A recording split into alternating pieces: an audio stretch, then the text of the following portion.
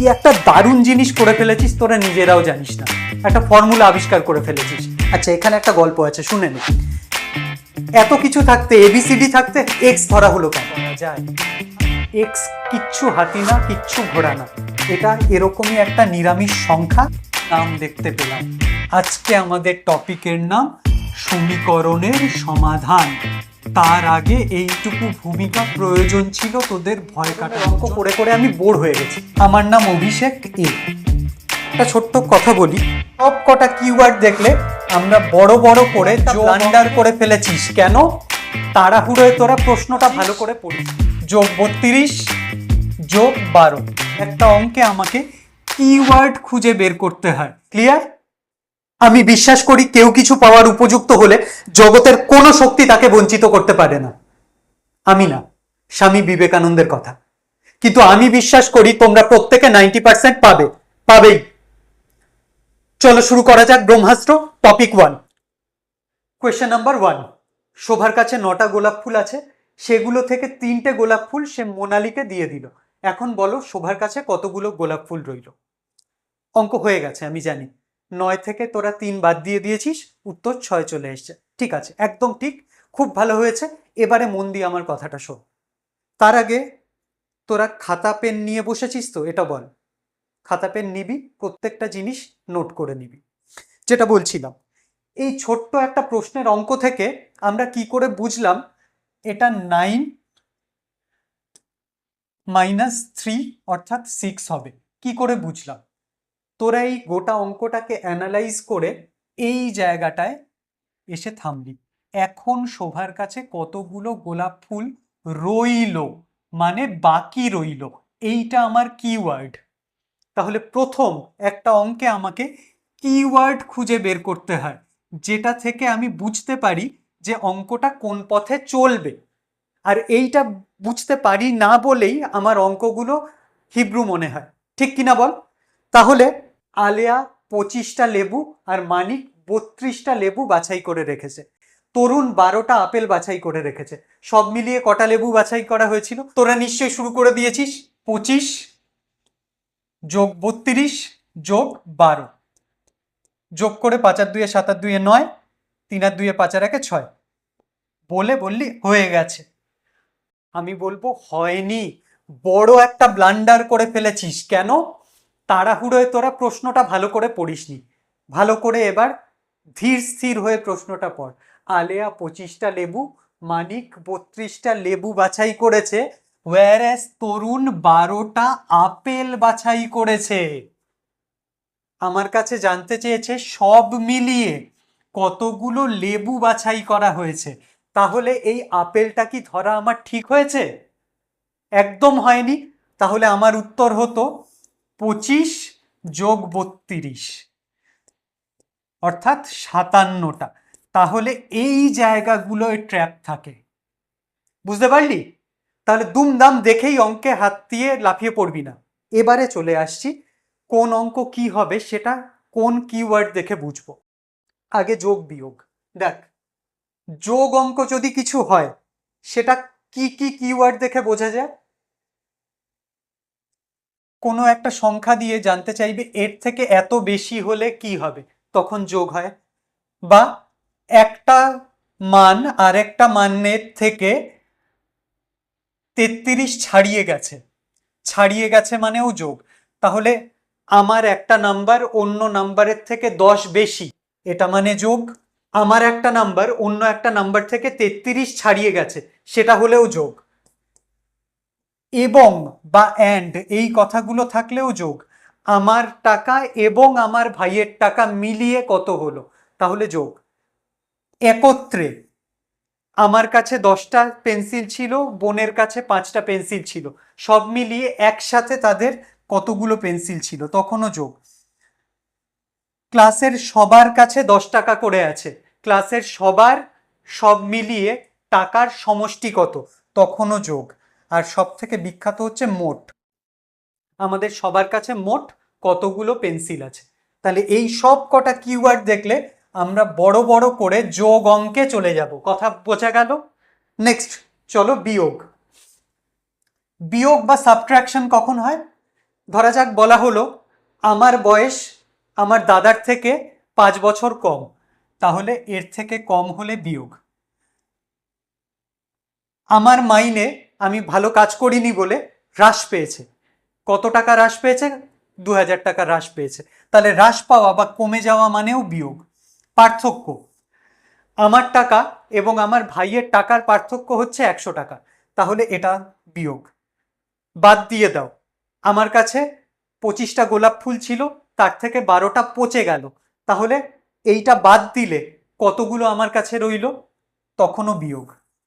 সরাও, আমার কাছে মোট 12টা মিষ্টি ছিল, মা 10খানা সরিয়ে রাখলো, তাহলে আমার কাছে কতগুলো থাকবে?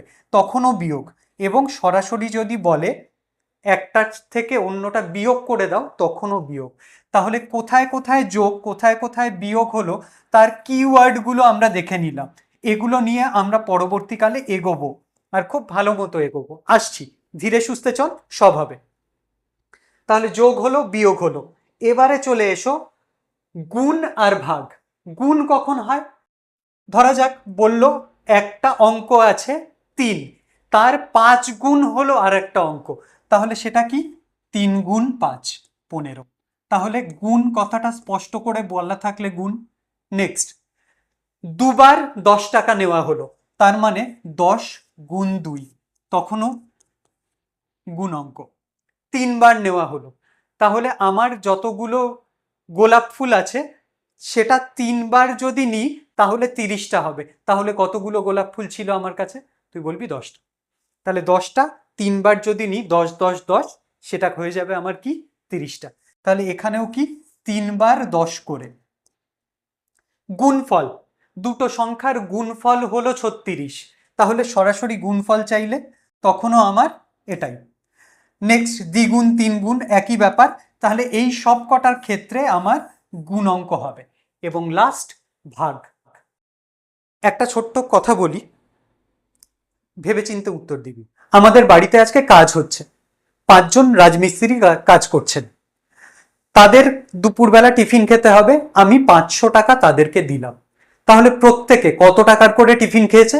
তোরা লাফিয়ে পড়লি, ঠিক 500, 5 জন আছে, তাহলে 500 ভাগ 5, প্রত্যেকে 100 টাকার করে টিফিন খেয়েছে।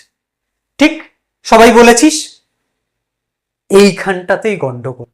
তোরা আবার লাফিয়ে ভাগ করতে চলে গেলি। তার আগে বল, আমি কি তোদের বলেছি প্রত্যেকে সমান টাকার টিফিন খায়? বলিনি তো। এরকম তো হতেই পারে একজনের আজকে উপোস, তিনি খাননি, বা একজন বেশি খান, তিনি 150 টাকার খেয়েছেন, একজন 70 টাকার খেয়েছেন। ইকুয়াল খেয়েছেন বা সমান খেয়েছেন, আমি কি তোকে বলেছি? না। তাহলে এটা যতক্ষণ না বলছি তুই ভাগ করতে অ্যালাউড না। তাই এই কিওয়ার্ডগুলো আমাদের দেখতে হবে, যেগুলোকে আমরা ছোটবেলায় পাত্তাই দিতাম না। একটা ভাগ অঙ্ক যখন দিত তখন প্রত্যেকটা ক্ষেত্রে খেয়াল করে দেখ, বলতো সমান ভাগে ভাগ করে দেওয়া হলো। এই সমান ভাগে ভাগ করে দেওয়া হলো কথাটা না বললে গোটা অঙ্কটাই মিথ্যা হয়ে যায়, করাই যাবে না। তাহলে বুঝতে পারছিস কোথায় কোথায় আমাদের সাবধান হতে হবে? এই জায়গাতে একটু চোখ কান খোলা রাখ, ঠিক হয়ে যাবে। তাহলে ভাগ কখন হবে? এবারে চল, ভাগ করে নেওয়া বলবে এবং তার সাথে বলতে হবে সমান ভাগে ভাগ করে নেওয়া। সেখানে কি অঙ্ক? ভাগ অঙ্ক। অর্ধেক, আমার কাছে আজকে টিফিন বাবদ 40 টাকা দিয়েছিল বাবা, তার অর্ধেক আমি খরচ করেছি টিফিনে আর অর্ধেক জমিয়েছি। তাহলে আমি যদি 40 টাকা পেয়ে থাকি, তার অর্ধেক মানে 40 ভাগ 2। তাহলে এক্ষেত্রেও ভাগ অঙ্ক। জন প্রতি বা প্রতিজন, সেক্ষেত্রেও ভাগ। আমি বললাম ওই যে 5 জন মিলে 500 টাকার টিফিন খায়, প্রত্যেকে সমান টাকার টিফিন খায়, এটা এখন অ্যাড করলাম। তাহলে প্রত্যেকটি শ্রমিক কত টাকার করে টিফিন খেয়েছে। তাহলে এই প্রতি কথাটা এলে তখন কিন্তু আমি ভাগ করতে অ্যালাউড, তখন এই অঙ্কটা এইভাবে করবি। কথা বোঝাতে পারলাম? নেক্সট, ভাগ করা, সমান ভাগে ভাগ করা, তখনও। লাস্ট, বিভাজিত হলো বা ডিস্ট্রিবিউটেড হলো, তখনও এরকম। প্রতি কথাটা থাকলে তখনও এরকম। তাহলে এইগুলো হচ্ছে সব কটা প্রশ্নের অঙ্কের একদম A to Z আমাদের গুলে খাওয়া হয়ে গেল। এবারে চল আমরা অঙ্ক সলভ করতে এগোই। এগুলো কিভাবে হবে? 22 পাড়ার শাকিল তার জমিতে সমান দুভাগ করে কলা আর পান চাষ করে মোট 2830 টাকা আয় করেছে। খুব ভালো কথা, কলা চাষ করেছে আর পান চাষ করেছে, 2830 টাকা আয় করেছে। পান চাষ করে তিনি কলার চেয়ে 630 টাকা বেশি আয় করেন। কলা চাষ করে তিনি কত পেয়েছেন এটা হিসেব করব। দাঁড়াও, এতক্ষণ আমরা যোগ বিয়োগ গুণ ভাগ শিখেছি, কোনটা কিভাবে কাজে লাগবে সেটাতেও আসবো। তার আগে তোকে আমি একটা ছোট্ট প্রশ্ন করব, সেটা এর সাথে সম্পর্কিত না। আমার নাম অভিষেক এ, আমার এক দাদা আছে তন্ময় দা, তার নাম টি। আমি বললাম আমার কাছে 200 টাকা আছে।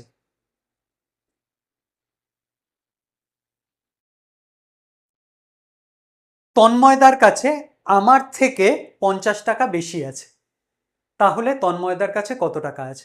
তুই বললি এ তো সহজ ব্যাপার, তাহলে 200 তার থেকে বেশি আছে বলেছে, বেশি কিওয়ার্ডটা হচ্ছে যোগ, তাহলে 200 যোগ 50, তন্ময়দার কাছে আছে 250 টাকা। একদম ঠিক বলেছিস, অ্যাবসলিউটলি রাইট, এখানে কোনো ভুল নেই, ট্র্যাপও নেই। দুর্দান্ত। ব্যাপারটা হচ্ছে আমি না একটু ঘুরিয়ে নাক দেখাতে চাইছি এবার। কেন? কারণ এই ছোটবেলায় এই ধরনের অঙ্ক করে করে আমি বোর হয়ে গেছি। আমি চাইছি এই যে আমার কাছে 200 টাকা আছে, তন্ময়দার কাছে আমার থেকে 50 টাকা বেশি আছে, তন্ময়দার কাছে কত টাকা আছে এটা আমি আগে এক্স ধরবো। তুই বললি আবার সেই এক্স, ঠিক আছে ধরুন। তাহলে তন্ময়দার কাছে আছে এক্স টাকা, তাহলে আমার কাছে যদি 200 টাকা থাকে, তন্ময়দার কাছে যদি তার থেকে 50 বেশি থাকে, তাহলে আমার হিসেব মতো তন্ময়দার কাছে থাকবে 200 যোগ 50, সেটাই এক্স না? তুই বললি হ্যাঁ, সেটাই তো এক্স ধরেছেন। তাহলে এক্স এর মান কি দাঁড়ালো? 250। তুই বললি আপনি আলাদা কি করলেন? এখানেও তো তাই করলেন। এখানে তাই করলাম, কিন্তু এখানে আমি এক্স জিনিসটাকে আমদানি করলাম, যাতে তোদের এক্স দেখে ভয় না লাগে। এরকম সহজভাবে এক্সকে এক্সপ্রেস করা যায়, যাকে আগে থেকে আমরা দেখতে পাই না, একটা অঙ্ক কমপ্লিট হলে দেখতে পাই, দ্যাটস ইট। তাই একে ভয় পাওয়ার কিছু নেই। এই এক্সটাকে আমদানি করলাম কেন? পেছনে কি আরো কোনো অভিসন্ধি আছে? আমার আছে। অনেক সময় এরকম একটু বড় অঙ্ক দিলে আমি সরাসরি যোগ বিয়োগ গুণ ভাগ পরপর করতে গেলে গুলিয়ে যাওয়ার একটা সম্ভাবনা থাকে। তাহলে এটা যাতে আমি একদম বিশুদ্ধভাবে নির্ভুলভাবে করতে পারি, তার জন্য আমার এক্স এর হেল্প লাগবে। কিভাবে? এই অঙ্কটা যখন করব বুঝতে পারবি। চল এই স্লাইডটা এবার নতুন করে করি। 22 পাড়ার শাকিল তার জমিতে সমান দুভাগ করে কলা আর পান চাষ করেছে, তাতে মোট 2830 টাকা আয় হয়েছে। পান চাষ করে তিনি কলার চেয়ে 630 টাকা বেশি আয় করেছেন। তাহলে পান চাষ করে কত টাকা উনি আয় করেছেন আমি তো জানি না, সেটাকেই আমি ধরছি। ধরি শাকিলের পান চাষ করে আয়, পান চাষ করে আয় এক্স টাকা। ঘাবড়াস না, কোনো অসুবিধা হবে না, চিন্তা করার দরকার নেই। তাহলে শাকিলের পান চাষ করে আয় হয়েছে এক্স টাকা। বলছে কলার চেয়ে 630 টাকা উনি পান চাষ করে বেশি আয় করে। তাহলে কলা চাষ করে এক্স টাকার থেকে বেশি আয় হবে না কম? তুই বললি পান চাষ করে বেশি হচ্ছে, তাহলে কলাতে কম হবে। তাহলে শাকিলের কলা চাষ করে আয় কত হবে? পান চাষ করে এক্স টাকা পাচ্ছেন, তাহলে নিশ্চয়ই তার থেকে 630 টাকা কম হবে। একদম ঠিক। তাহলে এক্স এর থেকে 630 টাকা বাদ দিলে আমি কলা চাষ করে কত টাকা পেয়েছেন সেটা পাই। হয়ে গেছে, কোনো অসুবিধে নেই। এইবারে দেখো, আমাকে একটা কথা বলে দিয়েছিল যে কলা আর পান মিলে তিনি মোট 2830 টাকা আয় করেছেন। তাহলে পান চাষ করে আয় এক্স টাকা, কলা চাষ করে আয় এক্স বিয়োগ 630 টাকা। তাহলে হয়ে গেল, এটা কি পান, এটা কি কলা। তাহলে এদেরকে যোগ করে মোট কত টাকার আয় হয়েছে তার? 2830 টাকা। এইটা আমি ফ্রেম করলাম। এই যে জিনিসটা ফ্রেম হলো, একেই বলে সমীকরণ। এতক্ষণে আমরা আসল জিনিসটার নাম দেখতে পেলাম। আজকে আমাদের টপিকের নাম সমীকরণের সমাধান। তার আগে এইটুকু ভূমিকা প্রয়োজন ছিল তোদের ভয় কাটানোর জন্য। তাই কোনো টেনশন নেই, কিভাবে কিভাবে আমরা চলে এলাম দেখে নিলি। এবার তো অপারেশন সোজা। এক্স প্লাস এক্স বিয়োগ 630 সমান সমান 2830। তাহলে এক্স আর এক্স যোগ করলে কি হয়? তোকে দুবার যোগ করলে কি হয়? 2 গুণ হয়। তাহলে এক্স আর এক্স যোগ করে 2x হয়। 2x হয়। আর এখানে বিয়োগ 630 ছিল, এটাকে আমি ইকুয়েশন বা সরল বা আমাদের সমীকরণের ওই দিকে নিয়ে গেলাম। তাহলে 2830 যোগ 630 হলো এই দিকের মান। তাহলে আবার বলি, 2x সমান সমান কি বেরোলো? যোগ কর, 0 3 3 6 8 8 6 14, হাতে 1 3, 3460 টাকা। তাহলে x সমান সমান কি? তুই বলবি x সমান সমান 3460 ভাগ 2। এবারে তুই ভাগ কর, 17 দুগুণে 34, 6 আছে 3 বার যাবে 0, ভাগটা নিজের হাতে করে নে, হয়ে যাবে। তাহলে x সমান সমান 1730 টাকা। তাহলে উনি জানতে চেয়েছেন কলা চাষ করে মোট কত টাকা পেয়েছে। কলাটা আবার x থেকে 630 বাদ দিয়ে আমরা পাবো। তাহলে 1730 টাকা হচ্ছে পান চাষ করে। তাহলে কলা চাষ করে পান, এর থেকে 630 বাদ, তাহলে 0 0 1, আর এখানে কত হবে? 1। তাহলে 1100 টাকা উনি পাবেন। ক্লিয়ার? এবারে বুঝতে পারলি তো কেন আমার এক্স এর আমদানিটা প্রয়োজন ছিল? কারণ শুধু যোগ বিয়োগ করলে এটা আমার কিরকম একটা গুলিয়ে যেত। ঠিক আছে, শান্ত হ, নেক্সট অঙ্কে এগোই। কোথাও কোনো সমস্যা থাকলে বল, জল খেয়ে নে। আর তারপরে এই গোটা জিনিসটা একবার সা সা করে লিখে ফেল, একদম বুলেটের গতিতে। অঙ্কটা দেখবি, এক্স ধরবি, এক্স মাইনাস 630 ধরবি, এগিয়ে যাবি। সেকেন্ড আর একটা জিনিস করা যেত, আমি কলাটাকেই যেহেতু জানতে চেয়েছে ওটাকেই এক্স ধরতে পারতাম। আচ্ছা, এখানে একটা গল্প আছে, শুনে নে। এত কিছু থাকতে, এবিসিডি থাকতে এক্স ধরা হলো কেন? আমরা আগেই আলোচনা করেছি, গ্রিস, প্রাচীন গ্রিস হচ্ছে গণিতের একদম আখড়া ছিল। গ্রিকদের বিভিন্ন রকম অ্যালফাবেট আছে, আমাদের যেরকম ইংরেজিতে এবিসিডি আছে, গ্রিকদের আলফা বিটা গামা আছে। সেখানে একটা অ্যালফাবেট ছিল, তাকে দেখতে এরকম।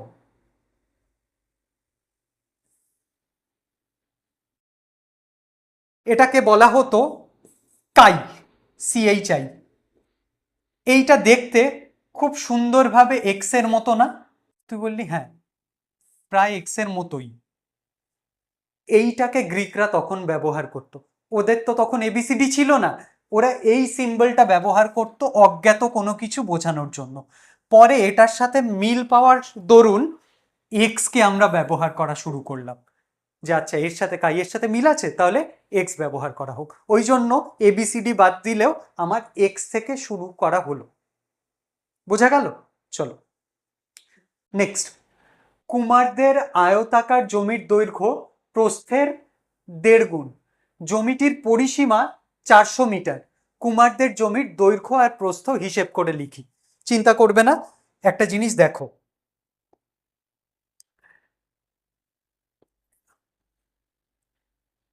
এইটা হচ্ছে কুমারদের জমি। এটা কিরকম দেখতে? একটা আয়তক্ষেত্র। আয়তক্ষেত্রের দু রকম বাহু হয়, একটা হচ্ছে দৈর্ঘ্য যেটা বড়, আর একটা হচ্ছে প্রস্থ। তাহলে এদের এইটা দৈর্ঘ্য আর এটা প্রস্থ। খুব ভালো। প্রশ্নে কি বলেছে? প্রস্থটার 1.5 গুণ হচ্ছে দৈর্ঘ্য, আর তাদের পরিসীমা দেওয়া আছে। পরিসীমার ব্যাপারটা একটু ছোট্ট করে বলি। পরিসীমা মানে হচ্ছে চারদিকে কতটা জায়গা জুড়ে আমি বেড়া দিতে পারবো, অর্থাৎ সীমানা, অর্থাৎ বাউন্ডারি, এটাই হচ্ছে পরিসীমা। তাহলে তোরা আমাকে বল, যদি আমি বলতাম এটা 150 মিটার আর এটা 100 মিটার। কথার কথা বলছি, এই অঙ্কের সাথে কোনো সম্পর্ক নেই, একটা জেনারেল জিনিস বোঝাবো বলে বলছি। দৈর্ঘ্য যদি 150 মিটার হয়, প্রস্থ যদি 100 মিটার হয়, আয়তক্ষেত্রের কি প্রপার্টি আছে? এই দিকের বাহুটার যা দৈর্ঘ্য, এই দিকের বাহুর দৈর্ঘ্য সেম। তুই বললি হ্যাঁ, তাহলে এটাও 150, একদম ঠিক। এটা 100 হলে এর উল্টো দিকেরটাও সেম, অর্থাৎ এটাও 100। তুই বললি হ্যাঁ, তাহলে চারটে বাহুই আমি দেখতে পাচ্ছি। এবারে আমি ফিতে দিয়ে মাপতে মাপতে গেলাম। আমার যদি তার কাটা কিনতে হয়, তাহলে কতটা দৈর্ঘ্যের তার কাটা কিনবো? তাহলে এইখান থেকে আমি ফিতে ফেলে ফেলে মাপতে মাপতে গেলাম। 150 লাগবে, তারপরে আবার 100 লাগবে, তারপরে আবার 150 লাগবে, আবার 100 লাগবে। তাহলে সব মিলিয়ে কত লাগলো? তুই বললি 150 যোগ 100, আবার 150 যোগ 100। ঠিক বলেছিস একদম। তাহলে 150 150 300, আর 100 100 200, সব মিলিয়ে 500 মিটারের তার কাটা লাগবে। এই যে যে জিনিসটা করলি, কি একটা দারুণ জিনিস করে ফেলেছিস, তোরা নিজেরাও জানিস না। একটা ফর্মুলা আবিষ্কার করে ফেলেছিস, যেটা নিয়ে তোদের মাথা অনেক সময় গুলিয়ে যায়। কিরকম? দৈর্ঘ্যকে আমরা যদি বলি এল, প্রস্থকে যদি বলি বি, তাহলে তোর পরিসীমাটা তুই কি বের করলি? পরিসীমাকে আমরা পি দিয়ে লিখি। পি সমান সমান কি লিখেছিস? দৈর্ঘ্য অর্থাৎ এল, প্রস্থ অর্থাৎ বি। 150 সেটা ছিল দৈর্ঘ্য, প্রস্থ ছিল বি, তাহলে এল প্লাস বি লিখেছিস। আবার একটা দৈর্ঘ্য লিখেছিস 150, তাহলে আবার একটা এল লিখলাম, আবার একটা বি লিখেছিস 100। তাহলে তুই হিসেব করে দেখ তো কি লিখে ফেলেছিস। এল আর এল, দুটো এল, তাহলে তাকে 2L লিখতে পারি। আর বি আর বি, তাকে একসাথে লিখলে 2B লিখতে পারি। তাহলে P equal to 2L plus 2B পেলাম। আমার না হাত নিষ্পিস করছে, কেন? কারণ এখান থেকে 2 কমন নেওয়া যায়। 2 কমন নিলে ব্র্যাকেটে কি পড়ে থাকে? L plus B. এইটা থেকে সব থেকে বিখ্যাত একটা ফর্মুলা তোদের মাথায় ক্লিক করে গেল। আয়তক্ষেত্রের পরিসীমা সমান সমান 2 ইন্টু দৈর্ঘ্য যোগ প্রস্থ। মনে পড়ছে কিছু? ব্যাস, এইটা আনবো বলে এত সাতকাহন বলা। তাহলে আয়তক্ষেত্রের পরিসীমা সমান সমান 2 গুণ দৈর্ঘ্য যোগ প্রস্থ। এটা আমরা জানতাম, মুখস্থ করতাম, কোথা থেকে এলো সেটা বুঝলাম। এই অঙ্কটাতে পরিসীমার ব্যাপারটা কাজে লাগবে বলেই এত কিছু বলা। তাহলে আমরা এই অঙ্কটা এবার চলে আসি। কুমারদের আয়তাকার জমির দৈর্ঘ্য প্রস্থের 1.5 গুণ। তাহলে কাকে আমি আননোন কোয়ান্টিটি বা এক্স ধরবো? তোদের কি মত? দৈর্ঘ্যকে ধরবো না প্রস্থকে ধরবো? দৈর্ঘ্য হলো প্রস্থের 1.5 গুণ। তাহলে দৈর্ঘ্যটা প্রস্থের উপর নির্ভরশীল, তাহলে যেটা ইন্ডিপেন্ডেন্ট বা স্বাধীন প্রস্থ, সেটা থেকে শুরু করব। তাহলে ধরি জমিটির প্রস্থ, হাত চালিয়ে লিখবি, হ্যাঁ, সমান সমান এক্স মিটার। খুব জঘন্য হবে হাতের লেখা, কুছ পরোয়া নেই। অঙ্ক যারা ভালো করে হাতের লেখা নিয়ে কেউ অতটা মাথা ঘামায় না, ঠিক আছে? এটা কাউকে বলিস না, এমনি বলছি, ঠিক আছে? চল, তাহলে জমিটার দৈর্ঘ্য কত হবে? এই প্রস্থটার 1.5 গুণ, এক্স ইন্টু 1.5, 1.5। 1.5 কে আর একটু কারুকার্য করে আসি, চল। দশমিকটা যদি তুলে দিই, দশমিক উঠে গেলে একটা 1 আসবে, দশমিকের পরে একটা অঙ্ক ছিল, তাহলে একটা শূন্য আসবে, তাহলে কাটাকাটি চলে গেল, 3/2। তাহলে দৈর্ঘ্য হলো 3/2 গুণ এক্স, আর প্রস্থ হলো এক্স। এবারে বলছে জমিটির পরিসীমা হচ্ছে 400। পরিসীমার ফর্মুলা এক্ষুনি কি দেখলাম? পরিসীমা হচ্ছে 2 গুণ দৈর্ঘ্য, আমাদের জানি না, সরি,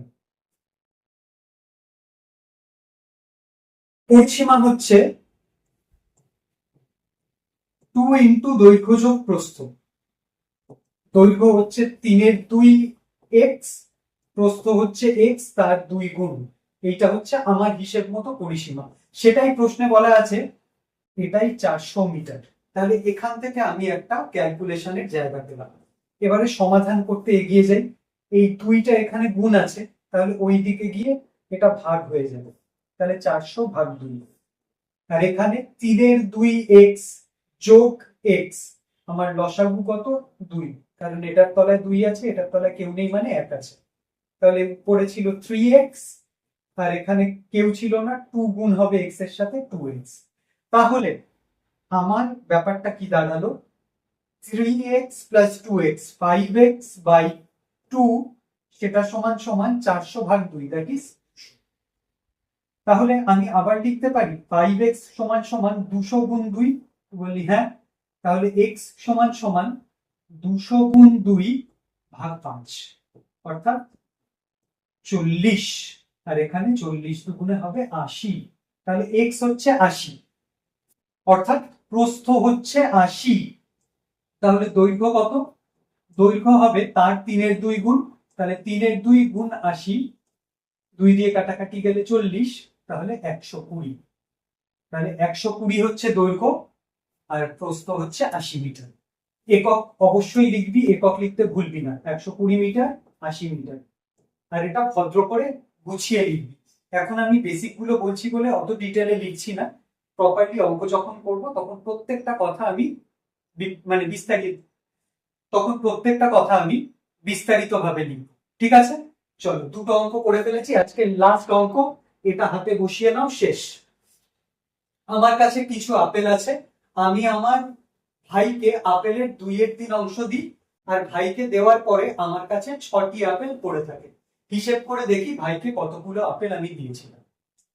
তাহলে এটা একদম ফ্ল্যাট অঙ্ক, তোরা এখন শিখে গেছিস, তোরাই বল কি করবো। আমার কাছে কিছু আপেল আছে, আমি আপেলের 2/3 অংশ ভাইকে দিয়ে দিয়েছি। তাহলে আমার কাছে কটা আপেল আছে আমি কি জানতাম না, সেক্ষেত্রেই আমার এক্স এর শরণাপন্ন হতে হবে। তাহলে ধরি আমার কাছে মোট এক্সটি আপেল ছিল।